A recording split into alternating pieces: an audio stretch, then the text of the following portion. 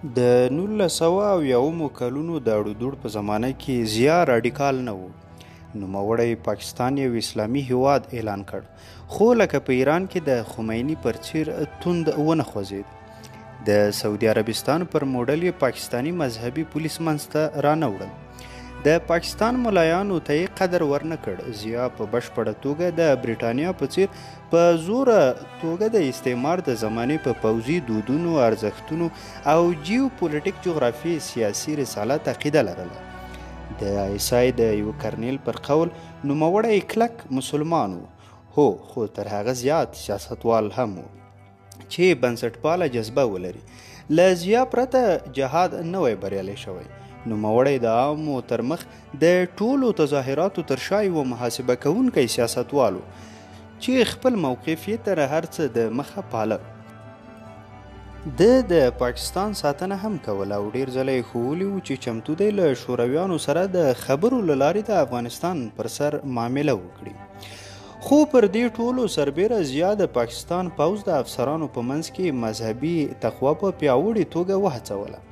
دا له پخوا څخه یو ستر بدلون و. د ځوان افغانو او هم پاکستانیو ته په اسلامي پوهه د روزنې ورکولو او کمونیسټ ضد جهاد ته د تیارولو لپاره د افغانستان پر پوله د سلګونو زره دیني مدرسو تمویلول او جوړول وهڅول. سرحدي مدرسو د پاکستان او کمونیسټ افغان ترمنځ د یو اسلامي نظریاتي دیوال دنده ترسره کوله.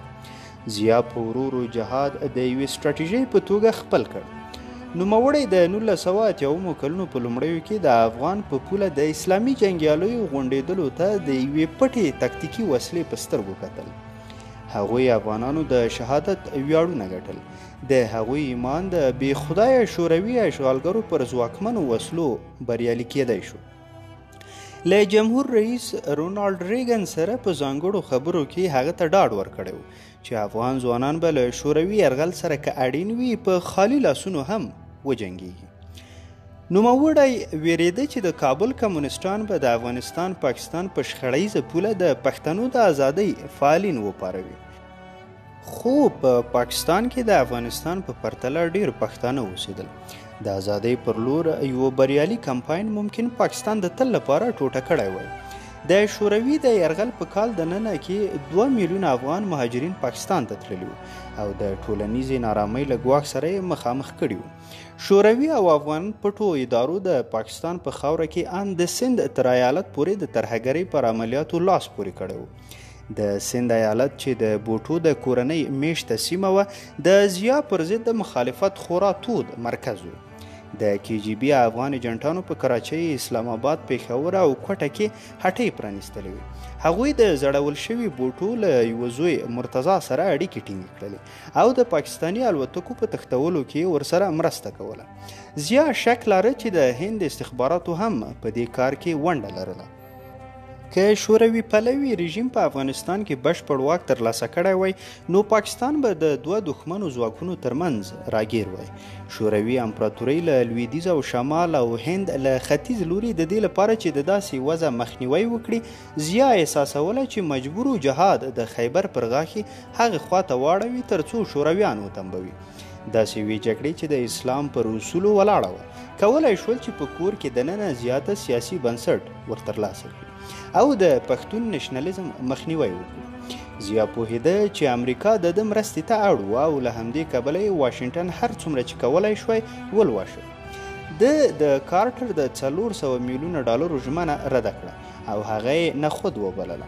وروسته بیا د ریګن د ادارې لخوا په 3200 میلیونه ډالرو سربیره د F-16 ډوله جنګي الوتکو د پیرلو اجازه هم چې مخکې له هغې یوازې ناټو سازمان او جاپان ته د لرلو اجازه ورکړل شوه. له دې سره چې د خپلې سودا ټوکرۍ یې ډکه کړې وه ضیا بیا هم سوړوالی له لاسه ورنه کړ او ځان یې لرې ساته. له ولسمشر ریګن مرستیال ولسمشر بوش او د بهرنیو چارو له وزیر جورج شولتز او نورو سره په لیدو کتو کې نوموړي د پاکستان د پټو هلو ځلو پر اړه چې د هستوي بم جوړولو لپاره یې کولې بربنډ دروغ ویل. کله چې ریګن قدرت ته ورسید نو پر کارټر باندې یې تور ولګاوه چې د بشر پر حقوقو د ډېرې زور اچونې له کبله یې د امریکا متحدین تجرید کړي وو. نوي ولسمشر زیاته ډاډ ورکړ چې واشنګټن به یې له دې وروسته ډیر وفادار دوست وي. د 1982 کال په وروستیو کې کله چې پاکستاني دیکتاتور واشنګټن ته د سفر تیاری نیوه، د بهرنیو چارو وزیر شولز په یو پټ یادښت کې ولسمشر ریګن ته ولیکل چې زموږ ترمنځ په اړیکو کې د ناباورۍ او حساسیتونو په نظر کې نیولو سره باید ریګن هڅه وکړي چې د زیان نظریاتو ته غوږ ونیسي او په دې قانع کړي چې پر دې هکله زموږ تشویشونه د له ځانګړو ګټو سره سم دي. شولز زیاته کړه چې باید زموږ په یاد وي چې د زیان له مرستې پرته د افغانانو مقاومت به چې په افغانستان کې شوروي ته د خپلې ماجرا له کبله درنې بیې د تمامېدو کلي ده په عمل کې مړ شي. زیا د CIA پر وسلو او پیسو د سیاسي واک غوښتونکی او ترلاسه یې کړ. نوموړي ټینګار کوي چې مجاهدینو ته د هر یو ټوپک او ډالر ورکول باید د پاکستان له لارې سرته ورسیږي. دی به د دې پریکړه کوله چې کوم افغان شریکان له هغو ګټه پورته کړي. د نه غوښتل چې لانګ لیدي د پاکستان په خاوره کې خپل پاچا جوړونکي عملیات پر مخ بوځي. زیا غوښتل چې په افغانستان کې دننه د زړونو او سرونو د خپلولو خپل پروګرام پلی کړي. په واقعیت کې دا هغه څه چې په لانګ کې د ویتنام ویریدلو افسرانو لپاره بیخي په زړه پورې وو. د افغان جهاد په لومړیو 4 کلونو کې CIA په افغانستان کې خپل ځانګړي عملیات او له افغانانو سره تماسونو په ډیره ټیټه کچه کې ساتلي وو. له همدې کبله چې هارټ له عبدالحق سره د خپل لومړني تماس لپاره پېښور ته په غلچکي توګه تللی و. د CIA افسرانو او افغان شریکانو ترمنځ داسې مخامخ تماسونه د زیات استخباراتو لخوا په رسمي توګه منع شوي. CIA په هر حال خپل تماسونه نیول، خو په خورا محدوده کچه کې. د جګړې په لومړیو کې د دې سازمان تر ټولو لویو دنده دا وه چې د افغانستان د جګړې له ډګر نه پرمخ تللې شوروي وسله غلا کړي او متحده ایالاتو ته یې د ازموینې لپاره واستوي. د دې لپاره چې CIA سره دا پیچلې اړیکې کار وکړي، زیا په خپل ډیر باوري افسر خړسترګي اشرافي جنرال اختر عبدالرحمن ډاډ کاوه. نوموړی د ISI لوی مشر و. زیا نوموړی اختر ته وویل چې د ده دنده وه چې CIA په غېږ کې ونیسي او کابو یې کړي.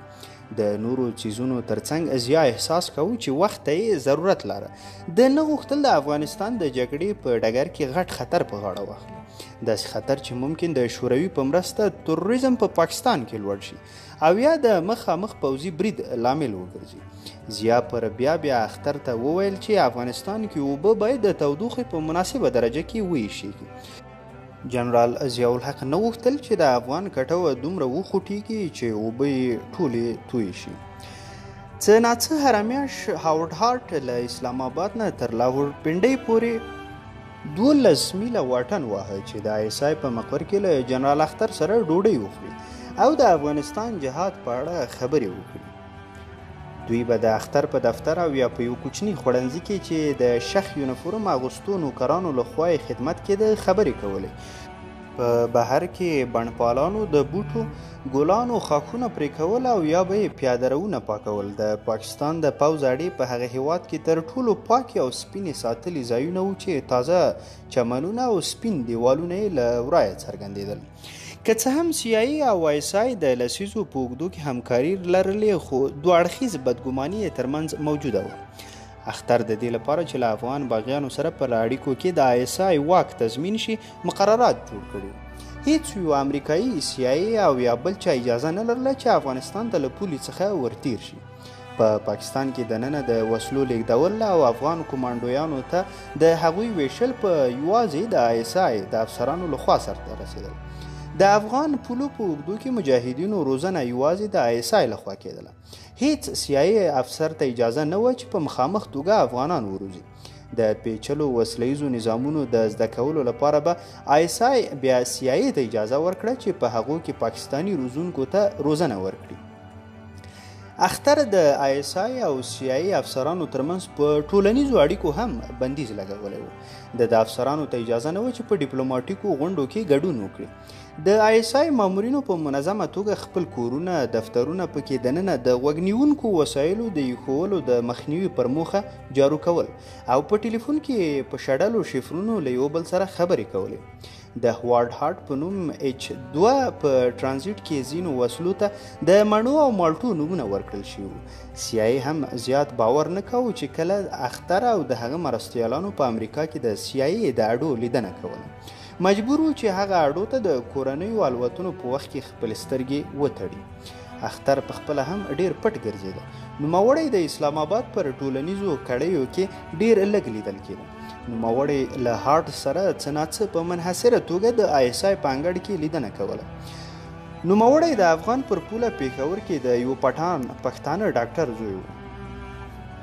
نوموړی له خپلواکۍ څخه لږ څه د مخه لکه د ضیا په شان په پنجاب کې د برېټانیا له استعماري پوځي سره یوځای شوی و. هغوی له یو بل سره یوځای په پوځ کې ترفیعات کړي وو او ضیا ورباندې باور لاره. اختر د توپچي یو ځوان افسر او یو اتل بوکس وهونکي او غېږه نیونکي د کلونو په اوږدو کې د یو مغرور سرټنبه او ځان غوښتونکي جنرال درجې ته وده کړې وه او د ضیا د خورا باوري همکار په توګه د پاکستان په پوځ کې فعالیت کاوه. د هارټ په خبره که ضیا ویلي وای چې نن شپه به چونګښې راورېږي نو اختر به د چونګښو نیولو له جال سره بهر وتلی و. نوموړی د 1990 کال په جون کې ضیا د ISI مشر وټاکه. اختر 8 کاله پر دې اغیزمنه څوکۍ پاتې شو. د نوموړي د یو همکار کرنیل محمد یوسف پر قول جنرال اختر غوښتنه او سخته سټه تنه لرله. یونیفورم یې بیخي بیخچه و چې د میډالونو رنګه فیتې ورباندې ځړول شوي وي. پوستکی یې سپین و چې په ویاړ به یې هغه د خپل افغاني پلار او نیکه د نسبیت له کبله باله او خورا ځوان پاتې شوی و. عکس ته له درېدو او انځورېدو څخه یې کرکه کوله. نږدې ملګري یې نه لرله او داسې څوک یې نه و چې ورباندې باور وکړي.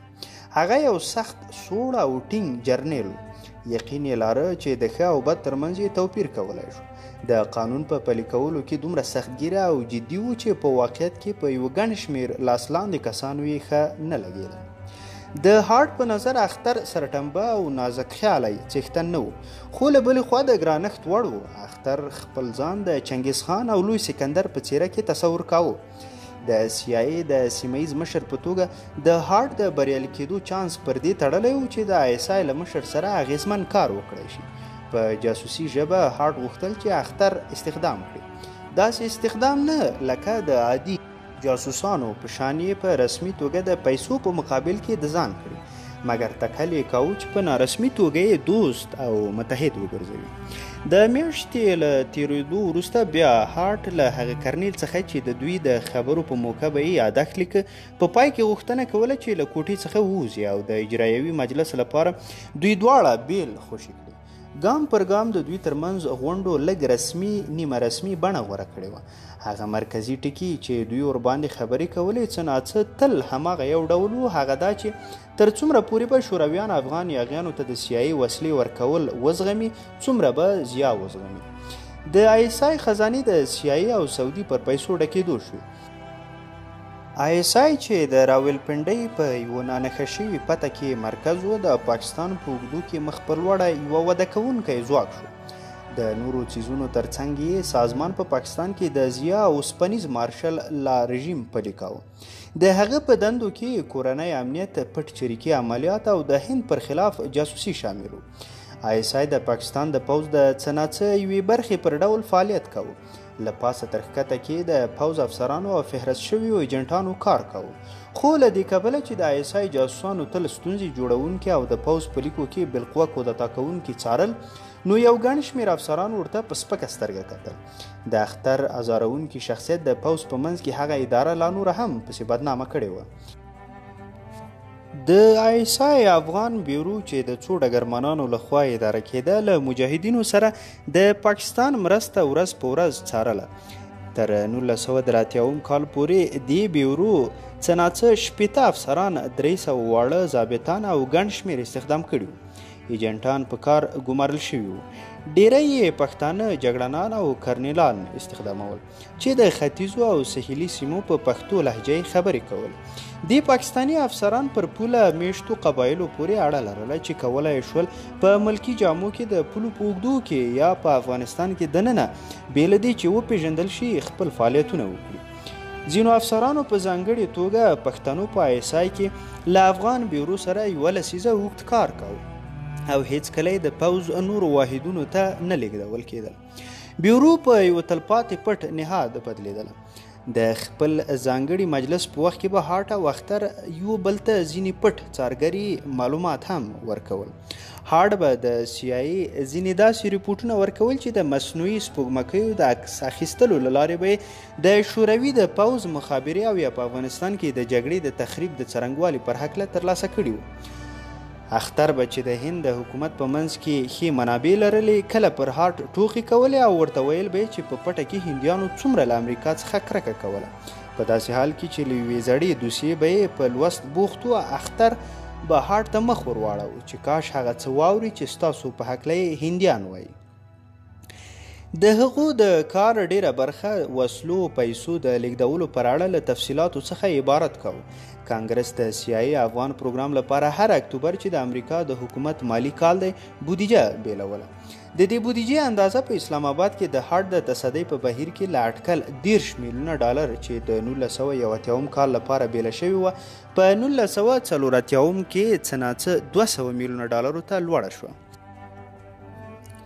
د سعودي د ټولواکې کورنۍ او ولسمشر رونالډ ریګن ترمنځ د یوې موافقې پر سر چې د کمونیزم پر ضد د واشنګټن او ریاض پر تیلو ولاړ اتحاد د مهر لګولو لپاره ډیزاین شوی و، سعودي عربستان عملا دا اندازه دوه چنده کړه او ویې منل چې د سی آی ای ډالر به په ډالر بدرګه کړي. له دې سره بیا هم د سی آی ای افغان پروګرام د هغه څه په پرتله ډیر ټیټ و چې شوروي اتحاد د کابل کمونیسټانو ته ورکاوه، کوم چې یوازې په 1980 کال کې له 1 میلیارډ ډالرو څخه زیات و او لا نور هم پسې زیاتېده. هارټ له اختر سره د هر مالی کال د رارسېدو په درشل کې سلا کوله. هغوی به په ګډه د هغو وسلو فهرست جوړ کاوه چې افغان یاغیانو ته به پکار و. هارټ به بیا هغه فرمایش لانګلي ته واستاوه. د دوی لخوا په خورا احتیاط چمتو شوي فهرستونه به ډیر وخت په کانګرس کې په پټه سرته رسول شویو مرموز تمویلو معاملو تر سیوري لاندې راتلل. او یو ناڅاپه به پاکستان ته دومره وسلې ولېږدول شوې چې د آی اس آی د زیرمو او لیږدولو امکانات به یې له ستونزو سره مخامخ کړل. د هارټ ګمارل شوي افسران او د هغوی آی اس آی همکاران به مجبور وو چې دا وسلې له پولې هاخوا افغانستان ته واړوي. نوې او زیاتې پیاوړې وسلې را روانې وې. له په سلګونو زره لی انفیلډ 303 ټوپکو څخه چینایي کلاشینکوفونه AK-47 ته د دې ټوپک پر اړه د ګاري هارټ له ناخوښۍ او نارضایت سره سره خبره ورسېده. په لوړه کچه د RPG و توغندي او د 2000 میله یا زیاتو په اندازه چینایي 80 میله متره هاوانونه او 12.7 میله متره درنې ماشینګړې پیرلې وې. هارټ آی اس آی ته د لاریو یو لوی کاروان وپیره چې د شپې لخوا د لاورپنډۍ له زیرمو څخه وسلې پېښور ته چې لوی غځېدلی سړک لري له لارې د افغان پولو په اوږدو کې پرتو زیرمتونونو ته ولېږدوي. تر 1983 کال پورې له دې بهیر څخه دومره نغدې پیسې تېرېدې چې د هارټ لپاره ډېره سخته وه. په دې وپوهېږي چا له هغوی ته څه وړ ګټه پورته کوله او څوک د سی آی ای په لوټولو لګیا و. د سی آی ای په مرکز کې هغې ډلې چې د وسلو د برابرولو دنده یې لرله په دې ویاړل چې د وسلو په نړیوال بازار کې کمونیستي وسلې پیرودلې او کمونیزم ضد افغانانو ته یې ورکولې. د پولنډ په پوځ کې مخالفو افسرانو د پیسو په بدل کې په پټه اضافي شوروي وسلې په سر د سی آی ای پلورلې. سی آی ای بیا دا پولنډۍ وسلې افغانستان ته استولې چې د شوروي پوځ پر ضد وکارول شي. چینایي کمونیسټانو هم په بیجینګ کې د سی آی ای له اډې سره د خبرو په نتیجه کې د وسلو پلورلو له لارې غټې ګټې ترلاسه کولې.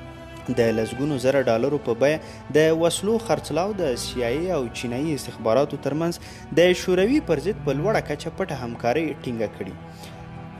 چینایي کمونیستانو له شوروي کمونیستانو سره په 1980 کلونو کې اړیکې شلولې وې او د یو بل سرسخت رقیبانو. د سی آی ای یو افسر چې په افغان پروګرام کې ونډه لرله ویل چې آیا تر دې به بل کوم څه بهتر وي چې له چینایانو څخه ګولۍ وپیرل شي او د شورویانو پر ضد وکارول شي.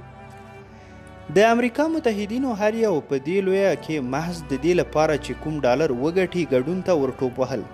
مصریانو پر سی آی ای هغه زړې کباړ وسلې پلورلې چې د شورویانو لخوا ورباندې پلورل شوي وي. ترکیې 80,000 ټوپک، 8,000 سپکې ماشینګڼې، 10,000 توپچې او 100 میلیونه ګولۍ چې د 1940 او 42 کلونو پاتې شوني وو په CIA وپلورل. د ISI د لوژیستیک افسرانو د دې وسلو د قبلولو په اړه نیوکې کولې. هارډ پوهېده چې پاکستانیان له دخل څخه غلا کوي، خو فکر یې کاوه چې د هغې کچه مناسبه او ټیټه وه. په هیواد کې د پاکستان پوځ د هیواد تر ټولو نورو نهادونو لږ فاسد و. که څه هم دا د ستاینې وړ خبره نه وه، خو لږ تر لږه د زړه ډاډینې لپاره زیاته کافي وه. په هر حال هارډ پوهېده چې پرته له دې چې دا بې شمېره پټې پیسې د یو پټ پروګرام د پرمخ وړلو لپاره هغوی ته ورکړي، بله لاره نه وه ورسره. یا به داسې سوچ کېده چې دا ټول لګښت د دومره غوره پروګرام د پلي کولو لپاره پر ځای او یا نه و. د هغه په اړه لکه د یو بانک د تصفیې د یو مامور په څیر د پوښتنې کولو ځای نه و. د بیلګې په توګه ISI د مجاهدینو د روزنې لپاره پیسو ته ضرورت لاره. د جنرال ضیا حکومت په رښتیا څه نه لرل. که CIA غوښتل چې په زرګونو افغانان یاغیان وروزل شي چې څنګه خپلې نوې وسلې په سمه توګه استعمال کړي، نو اړینه وه چې د پاکستاني روزونکو، ډوډۍ پخونکو او موټر چلونکو ته څه ورکړي. CIA په خپله نشوای کولی چې د تادیاتو داسې کار پر مخ بوځي. د 1983 کال پورې هارټ او په لانګلي کې د هغه مشرانو احساس کړله چې دوی پرته له دې چې په میلیونونو ډالر اختر ته ورکړي، بله لار نه لري او په خپله په کمپونو کې د روزنې پایلې وڅاري. او هیله یې لرله چې د ISI لخوا له دې پیسو د کمیشن لوټل به په ټیټه کچه وي. سعودي عربستان هم ISI ته نغدې پیسې ورپمپولې او په دې هکله چې دا پیسې پر کومه تلې، سعودي لا نور هم بې پروا و. د دې لپاره چې په لویه کچه د وسلو د غلا په اړه معلومات ترلاسه شي، نو CIA عبدالحق او یو شمېر نور افغانان استخدام کړل چې د افغانستان پر پولو پراته آزاد بازار کې د وسلو بیې وڅاري. که د 303 ټوپکو او کلاشینکوف بیې په بازار کې په ډراماټیکه ډول رالوېدلې، نو دا به د دې خبرې ښکارندوی وي چې د CIA وسلو پر نغدو د پلورلو پر موخه بازار ته مخه کړې وه. خو پر دې ټولو سربیره پاکستانیانو د CIA نظامونه مات کړل. په 1983 کال کې په کوټه کې د ISI افسران په داسې حال کې ونیول شول چې له افغان یاغیانو سره په سلا د CIA لخوا برابرې شوې وسلې خرڅول چې ځانونه ماړه کړي. په یوه بله موقع د پاکستان پوځ په CIA باندې خپل اضافي 303 ټوپک او اټکل 10 میلیونه ګولۍ پلورلې وې. یوه بیړۍ چې په سنګاپور کې راجسټر شوې وه، په کراچۍ کې کوم 10,000 ټوپک بار کړل. د سمندر پر لوري روانه شوه، په لار کې راتاو شوه، بیرته اډې ته راغله او ټوپک یې ښکته کړل چې ګوندې له بهر څخه راوړل شوي. کله چې هغه پلان بربند شو، په راوړل شویو ګولیو د پاکستان د ګولیو کارخانه ټاپه لګېدلې وه، د دې لپاره چې افغانستان وکارولی شي او شورویان له مجاهدینو سره د پاکستان د مرستې پر اړه د شواهدو په توګه استعمال نه کړی شي. نو ISI مجبور و چې د خپل لګښت له ګولیو څخه د پاکستان ټاپې پاکې کړي. اختر چې پر دغو لوټولو زښته زیات شرمېده، هارټ ته وویل چې غواړي د وسلو د ویشلو یو ښه رسمي نظام منځته راوړي او د دې کار لپاره له هغو افغان سیاسي تنظیمونو نه ګټه واخلي چې ISI یې مرسته کوي. له دې لارې به ISI له افغان تنظیمي مشرانو څخه حساب غواړي. دا د ISI لپاره یوه هغه لاره هم وه چې لا نور واک ترلاسه کړي، تر څو د افغان چریکي قومو مشرانو ته چې غوښتل یې زیاتې وسلې ورکړي او نور ځواکمن شي. ISI ته ډېر نږدې افغان مشران لکه ګلبدین حکمتیار له اخوان المسلمین سره تړلي اسلامي غوښتونکی و. له 1983 کال وروسته په ځانګړې توګه اختر او ملګرو میلان لاره چې د افغانستان دودیز شاه پلویان او قومي مشران له ځواکه واچوي او له وسلو څخه یې محروم کړي. اختر هارټ ته وویل چې د دې کار لامل دا و چې د افغانستان شاه پلویو ښه جګړه نه کوله، لکه د دې پټې جګړې د نورو ډېرو اړخونو پر څیر. CIA د ISI له دې چلند سره هم لږ ناخوښي وښوله. هارټ او د هغه ملګري په دې ګروه و چې دا کړنلاره یوازې د ضیا له ځانګړې عقیدې سره سمه نه وه، بلکې هغه افغان یاغیان هم زیات کمزوري کول چې زیات احتمال یې لاره د پاکستان په خاوره کې دننه پښتون نشنلیزم وپاروي.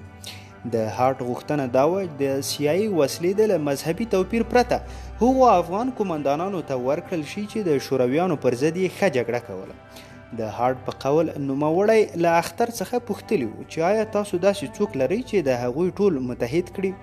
د جنرال اختر ځواب دا و: تاسو کولی شئ چې د پیسو پر زور یعنې د وسلو او څه پیسو په زور تر یوې کچې دا کار وکړای شئ. دا به ښه وي که په دې کار کې بریالي شئ، خو ډېر ډاډ ورباندې مه کوئ.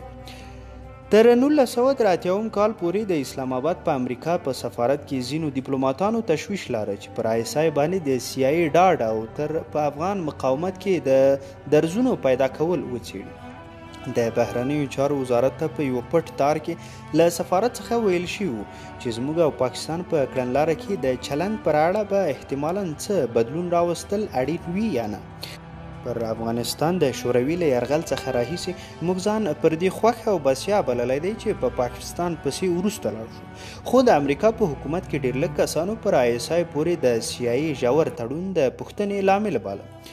شورویان په افغانستان کې پر تښتېدو جګړې په نړیوالو کچه مسکو له شرم سره مخامخ کړی و او د هارت له محاسبې سره سم چې لانګلي ته یې په یوه تار کې ورستولي وو. تر 1983 کال پورې د CIA په پټو عملیاتو پروګرام له لګښت سره مناسب و. هارت ویل هغه پیسو چې د کانګرس لخوا هر کال په پټه د مجاهدینو لپاره وسلو ته بیلېدې پر 8 تر 10 ځله پورې او یا له هغه نه هم زیات یې د شوروي سازمان او پرسونل ویجاړاوه. پاکستان ته د یو سفر پر مهال سناتور پاتریک موینهن له ګاری هارت څخه پوښتنه کوي چې څنګه ته له دې خلکو سره چې په پای کې به ټول د شورویانو په لاس تباه شي مرسته کوي. هارت یې په ځواب کې وویل: سناتوره، هغوی لکه د دویمې نړیوالې جګړې پر مهال د وینسټن چرچل پر څیر موږ ته وایي چې وسایل راکړئ، موږ خپله دنده په خپله ترسره کوو. هارت پریکړه وکړه چې په خپله افغانستان وګوري. په واقعیت کې دا ناقانونه کار و. هارت پوهېده چې که دا عمل کشف کړی شو نو سزا به ورکړل شي او حتی له وظیفې به ګوښه کړی شي، خو دا هغسې یو شانته عمل و چې د CIA د یوې اډې یو مشر باید په خپل سر ترسره کړی وای. دا د عملیاتو د مدیریت د کلتور یوه برخه وه. هارت له عبدالحق سره په پېښور کې د دوی لومړۍ کتنې راهیسې ډېر نږدې شوي وو او عبدالحق ډاډ ورکړ چې دوی کولی شي دننه افغانستان ته له کوم خطر پرته یو ګړندی سفر وکړي. پر هغه سړک او بامونو چې پېښور ته نږدې په غرونو او ناوو کې تیر شوی و د عبدالحق د چریکانو ولکه وه. هغوی په درنو وسلو سمبال وګړیو سره په ټیوټا لنډ کروزونونو کې سفر کاوه. په ځانګړې توګه د شپې لخوا هغه ډېر خوندي و ځکه چې شورویانو په تیاره کې ډېر لږ عملیات ترسره کول. هارت یو پلان جوړ کړ چې د څو ورځو لپاره د اډې مشرتوب خپل مرستیال ته وسپاري. په داسې حال کې چې مسلح و د عبدالحق په جیپ موټر کې د پولې پر لور روان شو. نور افغانانو ته به د کاناډایي خبریال په توګه ورپېژندل کېده. د CIA مرکز ته پلمه مخکې له مخه جوړه کړې وه. هغه دا چې ګواکې له عبدالحق سره یې پولې ته نږدې سفر کړی و چې د وسلو د سپارلو پروسه وګوري، خو څنګه چې دا سیمه یا جغرافیایي او سرحدي نښو وه نو ځکه به افسوس سره په تصادفي توګه دوی د افغانستان خاورې ته ورننوتلي وو. د څو میله له پولې هاخوا د مجاهدینو له یوې اټکل 50 کسیزې پر وسلو ښې سمبالې ډلې سره سفر وکړ.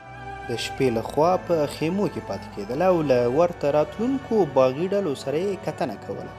خبرې ټولې په پښتو یا دری کې وي او د هارت د پوهېدلو لپاره د ژباړل کېدلې. په کمره باندې ناسته ګیروره او پګړۍ پر سر باغیان به له یو بل سره پر خبرو لګیا وو.